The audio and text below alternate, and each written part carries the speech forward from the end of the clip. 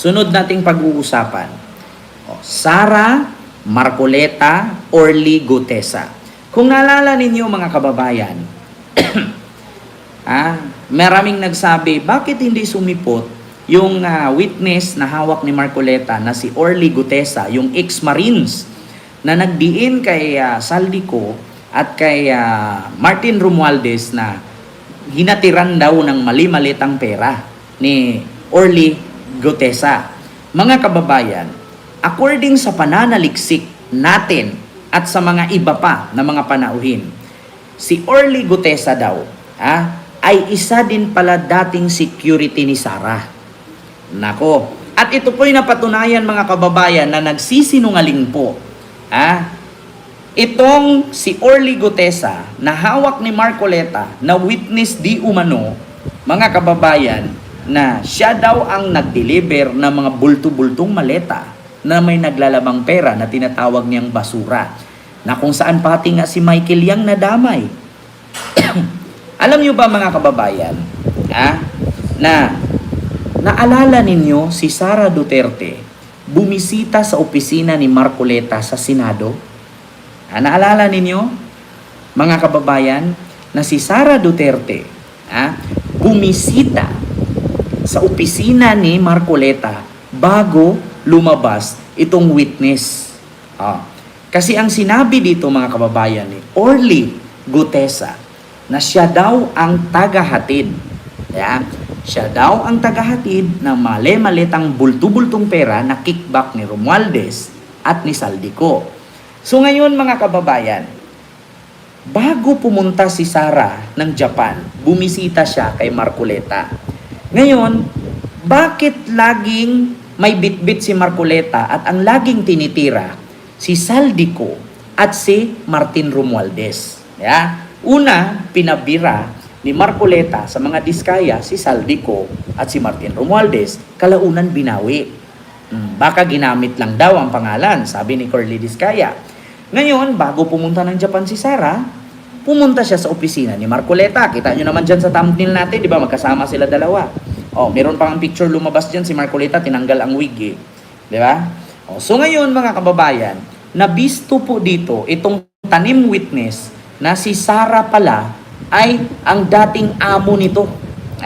Dating amo pala nito ni Orly Gutesa na witness ni Marcoleta na peke ang notaryo, ay nabisto ni Erwin Tulfo. Kita ninyo si Sara Duterte pala ang may Sabi pakana. mo kanina, si Saldico lang po naging VIP ninyo.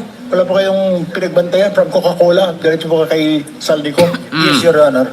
Okay. Kasi po, pinadalan po ako dito sa Malacanang po ito. Mukhang ang background po sa inyo pong biodata. Meron po ditong background, work experience. Kayo po ito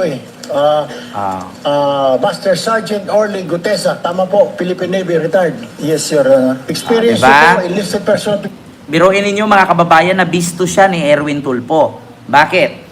Ang unang paliwanag dito ng witness ni Marcoleta, galing siya sa Coca-Cola, tapos dumiretso siya pagiging security ni Saldico. So mga kababayan, ito binackground check ngayon ng Malacanang. Itong si Orly Gutesa na witness ni Marcoleta, isa din pala itong Bucor Security. Pangalawa, isa din po pala ito sa security ng Office of the Vice President or security ni Sara. Basa, pakinggan ninyo, sabi ni Erwin Tulfo. Philippine Marine Corps, VIP Security, BOC, VIP Security, OBP, VIP Security Presidential Communication Operation Office, VIP Security Bureau of Correction. Kita During my active duty in military service,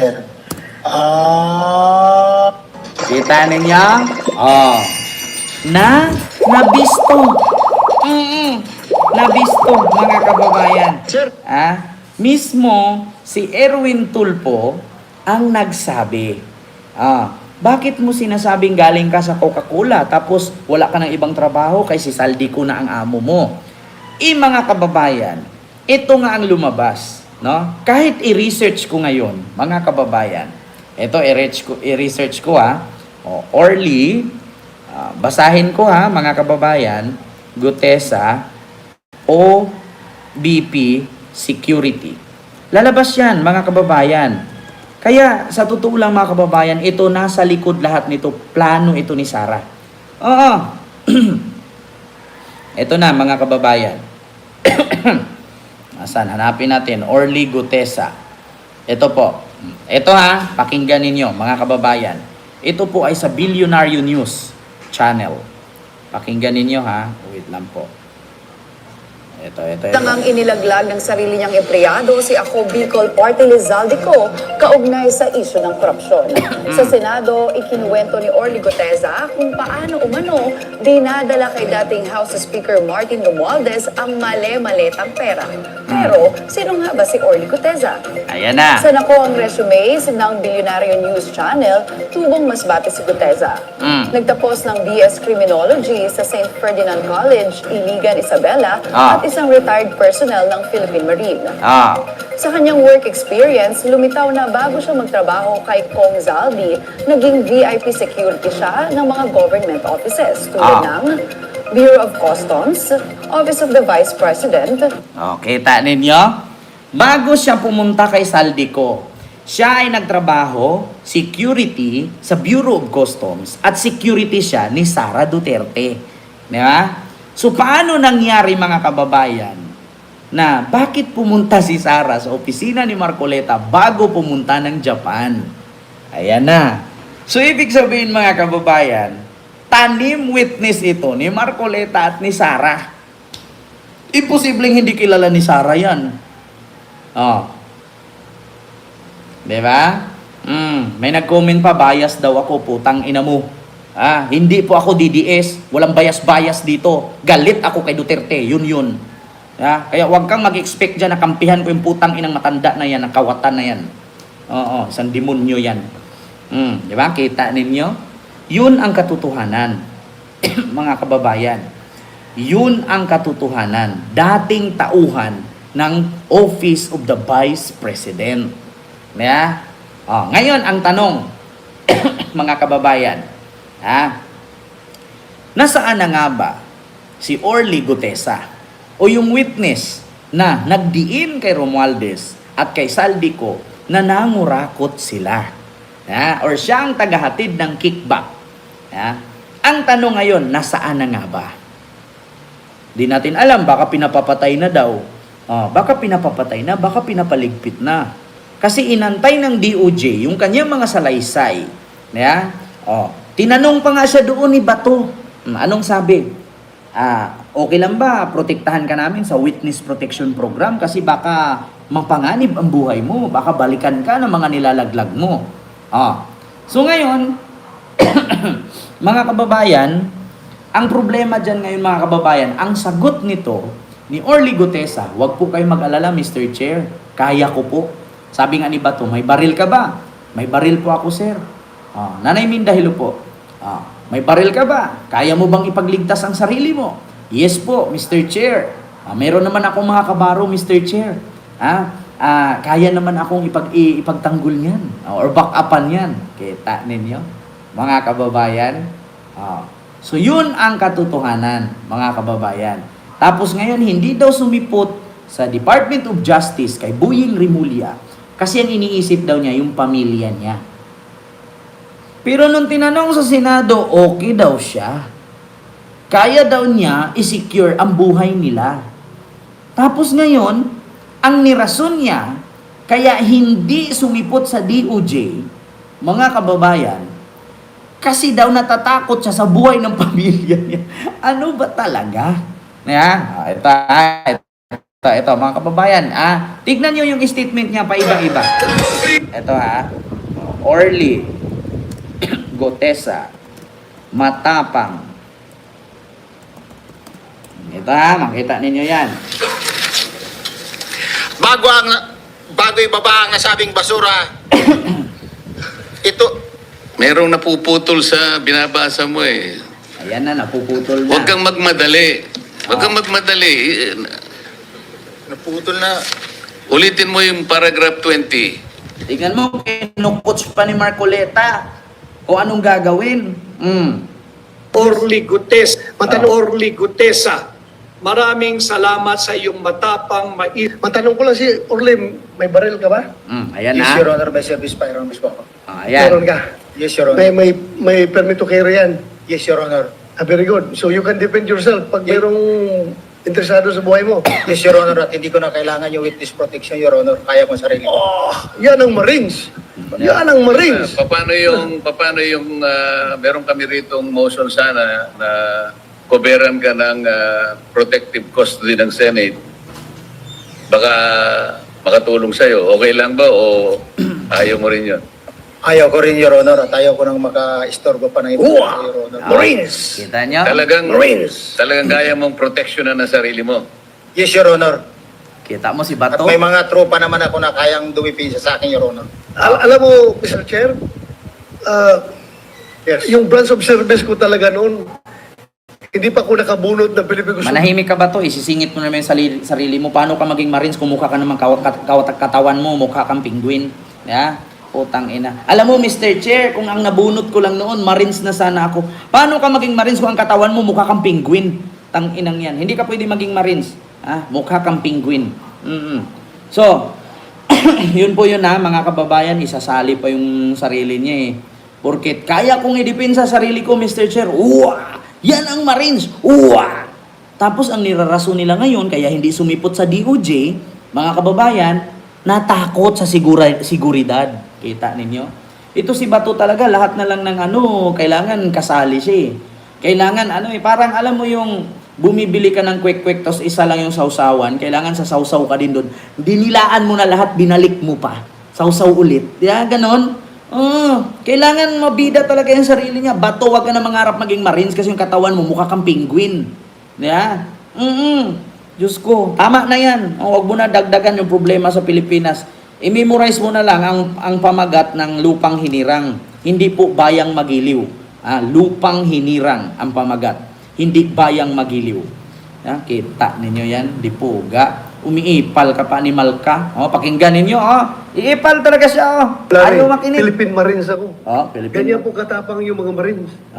Kaya, Bato, kahit matapang ang Marines, huwag mong ihalin tulad yung sarili mo na matapang ka rin. Putang ina. Dati sabi mo, Trillanes, hulihin mo ako, ngak-ngak ka na, ngak-ngak dyan. Tapos ngayon na ilalabas yung warrant mo, anong sabi mo? Hindi ako papayag magpakulong. Paano ka maging Marines?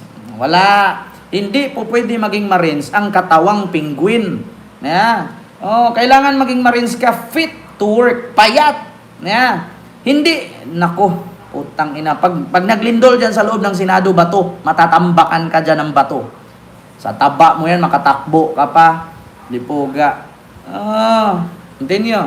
gusto mo pala pumunta ng Marines. Kaso na pagbunot ko, Philippine Gusto na bunot ko, kaya PC ako. Ba't di mo sinuli? Tapos bumunot ka ulit. Diba? Sabi ni Marcoleta, ba't hindi mo sinuli, tas bumunot ka ulit? Diba? Kita nyo, isa dito si Marcoleta eh. Dadagdagan din niya yung kayabangan ni Bato, pareho kay dalawang hangin dyan. Alam nyo dyan sa loob ng Senado, kung meron mang bagyo dyan, pangalanan nyo ng Marbato. Marbato. Puro mahahangin. Utang ina, pag mag-era nga ngayon dyan sa loob ng Senado, si Bato hindi makatago. Bakit? Hindi siya kasya sa lamesa. Pag yumuko, ganyan, nakikita pa rin yung bato. Pag umupo, nakikita yung noo. Anong isi-shield niya dyan? Pag ginera yung loob ng Senado, una siyang matamaan kasi mataba. Sabi nila, yan ang kapalaran mo, huwag mong baguhin. So anyway, Yan ang kapalaran mo, wag mong baguhin kasi malapit na yung ICC. Yan ang kapalaran mo, mag-reunion kayo ni Bato. Diyos mio Marimar, mga kababayan. Nakita ninyo, planado talaga ito, mga kababayan. Lahat, lahat, mga kababayan. Planado. Itong, na to, ni Sarah. Tanim witness talaga ito. Hindi to, actually mga kababayan, hindi po ito mangyayari na magugulat ka na lang merong sumusulpot na panibago, tapos may susulpot na naman na ibang tao. Alam nyo, matatapos na sana itong investigasyon dyan sa flood control, bigla nilang sisingitan. Sisingitan na naman lang ng panibagong panauhin. Diyos mio, Marimar. O kaya hindi natatapos eh. Morales 2.0. Kaya nga, di ba, nagkakintab-kintab lang yung noo, Sir Wisely. Di ba? Morales 2.0. Strategy ng ama niya. Sabi ni OFW Adventure, ginawa nila yan kay Dilima. Totoo yan, Sir Milan Murato. Or ma'am po ba? Totoo yan, ginawa nila kay Dilima yan. Anong sabi? Yung peke na witness si Espinosa? Idiniin nila si Dilima na ang sabi nila, sabihin mo si Dilima, isa siyang drug dealer dyan sa Bilibid, isa siya sa protector ng mga drug lord. Kaya ngayon, mga kababayan, lahat ng mga drug lord doon pinapaamin kasi ang sabi, sige, umamin kayo ha, sabihin ninyo si Dilima ang protector ninyo. Sabihin ninyo ganito ganyan. Bakit? Kung hindi ninyo yan idiin si Dilima, kung hindi kayo magsalita at gawaan ng kwento si Dilima, papatayin ko isa-isa yung pamilya ninyo. Katulad kay Kerwin Espinosa, napilitan lang, sabi pa nga ni Trillanes sa kanya, Kerwin, baka nakalimutan mo. Nagsalita ka lang ngayon ng ganyan, kasi alam mo, Presidente si Duterte, takot ka. Tandaan mo, Kerwin, after 6 years, matatanggal si Duterte, mapapalitan yan, baka baguhin mo yung statement mo. At baka baguhin mo yung statement mo at sabihin mo, hindi totoo si Dilima ay drug protector. So, hindi nga nakalimot si Trillanes. Nagkatotoo nga ang sabi. Binawi nga ni Kerwin, nagsuri pa kay Dilima. Kita ninyo?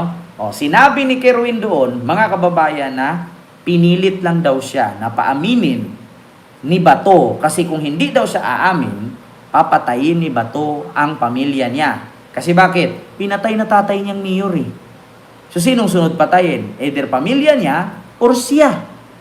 Kaya napilit siyang mapaamin na si Dilima ay drug protector. Diba? Yun ang katotohanan. Only in the Philippines. Power up. Itong nasa politician, mga Pilipino. Itong nasa politiko ngayon, ang sarap isali sa marbles eh. Bakit? Kaya nilang buhayin yung patay. Kaya na nilang gawin lang posible ang imposible. As long as may power ka. Tignan nyo, napakaraming senador na sangkot sa flood control, walang nakukulong. Tignan nyo, ang dami ng congressman sangkot sa flood control issue at pagnanakaw sa pera ng taong bayan, walang nakukulong. Kita ninyo yan? Ganyan po. Ganyan ka-weak ang ating batas, mga kababayan. Kaya dapat lang si Duterte nakulong sa ICC. Kasi kung dito lang sa Pilipinas yan, 1-2 buwan, nakalaya na yan. Either sasakay ng wheelchair, hospital arrest, house arrest, kalaya pa rin, parang si Gloria. Kinasuhan ng plunder, wala naman yung piyansa. Nagpa-hospital arrest. Nung naging presidente si Digong, binigyan siya ng pardon, putang ina, yung bracket sa liig, yung dating naka-wheelchair, naglalakad na. Tapos, tumayo, tinanggal ang bracket, straight na yung lakad. Di ba? Ganyan po kasama ang mga politician sa ating bansa. Di ba napakalala? Ang lala nila. Hindi nakakatuwa. Nakakaigit. Hindi nakakatuwa yung trabaho ng mga politician. Nakakaigit. Di ba? Kaya sa totoo lang mga kababayan, buti na lang si Digong hinuli at dinala ng ICC sa Netherlands. Kasi kung hindi, aputang ina si Erap. Binulwak na lahat ng mansyon. Binawi na lahat ng gobyerno ang ari-arian. Mga kayamanan. Kinasuhan ng plunder. Anong ginawa? Binigyan ng pardon ni Gloria, kalaya. Si Gloria nakulong. Ilang taon house arrest, hospital arrest. May pulis na kasama pero naka-wheelchair pa. Nung naging presidente si Digong, nakaalyado niya, binigyan ng pardon ni Digong, nakalaya. Sa panahon ni Pinoy, nakulong si Gloria, nakulong si Bong Revilla, nakulong si Jinggoy, nakulong si Enrile. Sa panahon ni Digong, pinalaya si Gloria, pinalaya si Jinggoy, pinalaya si Bong Revilla, pinalaya si Enrile. Kita ninyo kung gaano kalala yung ating bansa. Yan, mga kababayan, ang ibig sabihin na Kapag wala kang power, kapag wala kang pera, nga ka. Sabi ni Ma'am Celestine Amor, Kent, makalaya na daw si Digong. Loso. Diyos ko. Alam niyo mga DDS, wag na kayong magpaniwalang lalaya pa si Digong. Isa lang masasabi ko. Maliban na lang kung pipirmahan ni PBBM yan. Hindi po si Digong makauwi, mga kababayan. Hindi yan makakalaya. Hanggat ang kaso ni Digong ay nakaproseso at hindi pa tapos sa ICC, hindi nila palabasin yan. Hindi pa nga alam yung confirmation trial niya doon noong September 23, hindi nga nakulong. Tapos ngayon sasabihin nila makalaya, loso. Pag-usapan natin yan mamaya, mga kababayan. Alam niyo sa totoo lang, maniwala na sana ako eh. Diya? Maniwala na sana ako, mga kababayan. Nalalaya si Digong. Mahirap kasi mga kababayan na tao lang ang magsasalita. Hintayin ninyo, huwag kayo maniwala sa kumakalat na sabi nung vlogger, yung Alvin dun sa Netherlands, araw-araw nakaabang. Nag-grant na daw yung interim release ni Digong, makakalaya na daw. Loso. Huwag kayong magpaniwala. Ito mga kababayan, pakinggan ninyo. Parinig ko sa inyo ito. DZMM yan. Pagpapaliban ng confirmation hearing ni dating Pangulong Rodrigo Duterte, posibleng umabot ng 1 taon. Narito ang balitang kumpirmado. Isang Sigurado taon ni na. Radyo Patrol Zeus Legaspi. Michael, matapos hindi matuloy ang confirmation hearing ni dating Pangulong Rodrigo Duterte sa International Criminal Court o ICC noong Setyembre 23. Sinabi ni ICC Assistant to Counsel Attorney Cristina Conti na posibleng umabot na 1 taon bago makapili ang pre-trial chamber ng bagong petsa sa Kita ninyo? Pagkatapos na hindi natuloy ang confirmation hearing ni Digong noong September 23, aabot pa ng 1 taon bago makapili ulit ng panibagong petsa. Aabot pa kaya ng 1 taon si Digong? Yun ang tanong, mga kababayan. 1 taon pa sunod bago makahanap ng panibagong petsa, buwan at araw na balikan ang kanyang confirmation trial or hearing. Lulunukin ko pepe ko. Sabi ni Jed E. Divine, kapag makalaya si Digong. Alam niyo sa totoo lang mga kababayan, uulitin ko magigilit ako ng liig kung makauwi si Digong. Ako na nagsabi sa inyo. Ayaw ko nang ulitin. Marso pa ako nagsabi niyan, 7 buwan na po. 7 months na po yan. Mamana Estrabon, hello po. 7 months na yan. Diyan na mamatay si Digong, sabi ni Kidlat. Pulongski, Yutman. Ayan. Duterte, ibig sabihin habang buhay kulong, lam na. Diba? Ayaw ko na sabihin na magilit na naman ako ng liig. 7 months ko nang sinabi yan. Walang nakauwi, walang dumating, walang bumalik. Sabi nga ni Jed E. Divine, lulunukin niya yung pepe niya eh. Nako, Diyos mio marimar. Huwag na po kayong umasa, mga DDS. Mamaya sa live natin ulit, pag-usapan natin yan. Huwag na kayong umasa. Sasakit lang yung ulo nyo dyan. Sasakit lang yung panga nyo dyan, mga kababayan. Diba? Diyos ko po. Ingat ka dyan bro. Baka hihindutin yung ano daw? Puwit mo ng mga DDS. Naku kaloy, yung mga DDS, mga mukhang tai yan, kaya takot sa puwet yan. Makakauwi si Digong nakagarapon. Maniwala pa ako na makauwi si Digong nakakagabaong. Nakagarapon. Yung mga putang inang DDS, hanggang kailan ba kayo magising? Hanggang kailan ba kayo mag-isip? Pati ba naman ngayon, binaha na tayo lahat-lahat? Diba? Naniniwala pa rin kayo na makauwi si Digong? Diba? Diyos mio marimar. 7 buwan na,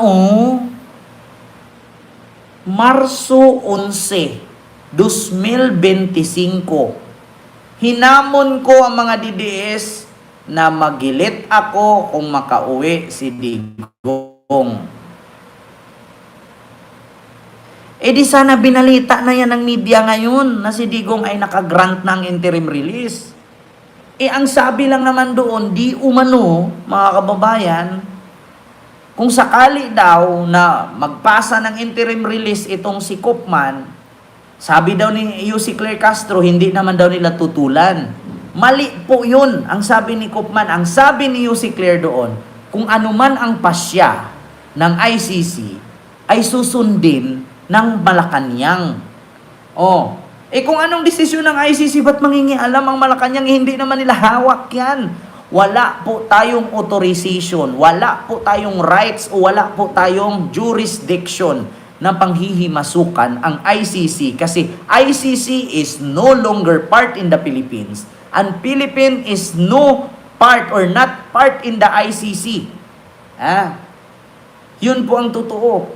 Si Digong lang ang kasali doon. Walang power ang Pilipinas sa ICC. Ang bububo niyo mga DDS. Tingnan mo si Jid Edibine, lulunukin niya yung pepe niya sa live pag makauwi si Digong. Sir Boyet Potenciano, may glove shoutout po dyan sir sa San Diego, California.